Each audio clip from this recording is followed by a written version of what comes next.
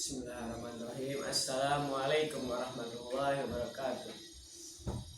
Innal hamdalillah nahmaduhu wa nasta'inuhu wa nastaghfiruh wa na'udzu billahi min shururi anfusina wa min sayyiati a'malina. May yahdihillahu fala mudilla lahu wa may yudlilhu fala hadiya lahu. Asyhadu an la ilaha illallah wa asyhadu anna Muhammadan abduhu wa rasuluh. Bapak dan Ibu yang dirahmati Allah, marilah kita bersyukur kepada Allah Subhanahu wa taala atas limpahan rahmat dan nikmatnya kepada kita semua. Semoga dengan senantiasa bersyukur kepada Allah Subhanahu wa taala, hidup kita akan dipenuhi dengan berkah. Langkah-langkah kita terbimbing oleh hidayah, sehingga ketika meninggal nanti dalam kondisi husnul khotimah.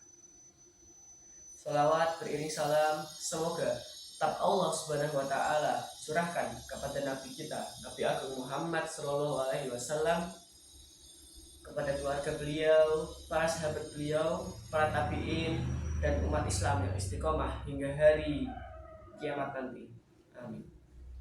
Bapak dan Ibu yang dirahmati Allah, perkembangan dan kemajuan zaman saat ini menimbulkan tingkat persaingan hidup semakin tinggi. Gaya dan gengsi hidup semakin terlihat dan cenderung materialistik. Kebutuhan hidup pun semakin meningkat, sehingga manusia tak cukup tampil sederhana, tapi harus lebih dari yang lain. Meningkatkan kebutuhan manusia tak seiring dengan perkembangan ekonomi. Lahan pertanian dan persediaan pangan terancam. Lapangan pekerjaan menyempit, padahal kebutuhan manusia terus berjalan dan cenderung melonjak. Inilah kondisi di mana kita hidup saat ini. Faktor kesenjangan sosial antara si kaya dan si miskin tidak dipungkiri menjadi pemicu lahirnya keinginan manusia untuk bekerja, memenuhi kebutuhan hidup, walaupun dengan cara-cara haram. Bapak dan Ibu yang dirahmati Allah, sebagian orang berkata, mencari yang haram saja sulit, apalagi yang halal. Sehingga sebagian orang ada yang bekerja mencari rizki mengikuti nafsunya dan melanggar ketentuan syariat. Walaupun tidak sedikit juga yang bekerja dengan baik sesuai aturan agama, apabila pekerjaan tersebut berupa kemaksiatan, kemungkaran, kezaliman, kecurangan, penipuan, ataupun pelanggaran terhadap ketentuan-ketentuan umum syariat, maka ia telah bekerja yang haram, meskipun menghasilkan harta kekayaan yang banyak. Seorang muslim wajib menjauhi dan meninggalkannya. Bapak dan Ibu yang dirahmati Allah, Islam sangat memperhatikan pekerjaan dan cara bekerja, apalagi pekerjaan itu sendiri merupakan bagian dari ibadah. Jangan sampai kebutuhan dan kesulitan hidup membuat manusia buta hati, sebagaimana yang dikhawatirkan Rasulullah, bahwa salah satu tanda rusaknya akhlak umat manusia adalah adanya ketidakpedulian mereka terhadap cara mencari harta kekayaan. Di abad 21 ini masih banyak kita lihat pekerjaan yang beraroma kesyirikan, seperti perdukunan, paranormal, orang pintar, peramal nasib, dan hal-hal sejenisnya. Bapak dan Ibu yang dirahmati Allah, Allah berfirman, dan ingatlah hari di waktu Allah menghimpun mereka semuanya, dan Allah berfirman, hai golongan jin ataupun setan, sungguhnya kamu telah banyak menyesatkan manusia.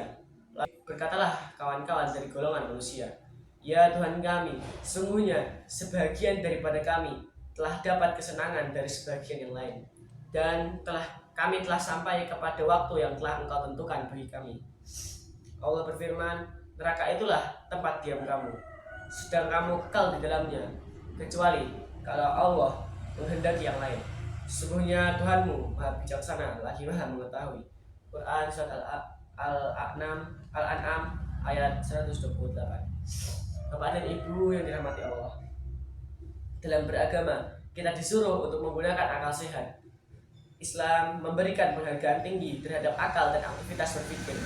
Al-Quran menyebutkan kata akal lebih dari 50 kali. Semua menunjukkan perintah bagi manusia agar mau mempergunakan akalnya. Selain itu, Rasulullah SAW melarang keras umatnya untuk mendatangi dukun. Sholat seorang muslim akan percuma jika dia percaya kepada dukun ataupun peramal. Bismillahirrahmanirrahim. Man ata arrafan fasa'alahu an syai'in lam tuqbal lahu sholatun arba'atu lailatan. Artinya, barang siapa yang datang kepada tukang ramal lalu menanyakan sesuatu kepadanya, maka salatnya tidak akan diterima selama 40 malam. Hadis riwayat Muslim. MUI sebenarnya sudah mengeluarkan fatwa tentang perdukunan dan peramalan. Menurut MUI, segala bentuk praktik perdukunan dan peramalan hukumnya haram. Begitu juga mempublikasikannya. Haram juga orang yang memanfaatkan atau menggunakan atau mempercayai segala praktik tersebut.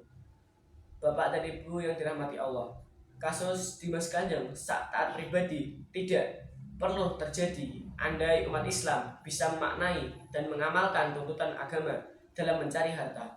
Allah Subhanahu wa taala menyuruh hambanya untuk berpayah-payah mencari rezeki yang halal. Allah memerintahkan manusia untuk memperhatikan alam sekitarnya dan pandai dalam memanfaatkan potensi alam.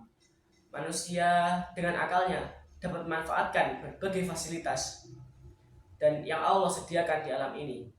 Dengan mengelola sumber daya alam secara maksimal, manusia mampu memenuhi kebutuhan hidupnya. Umat Islam dilarang minta-minta, karena itu perbuatan tercela. Rasulullah SAW bersabda, la tahillus sodaqatu li ghaniya wala lidhi mirratin sawiyyi.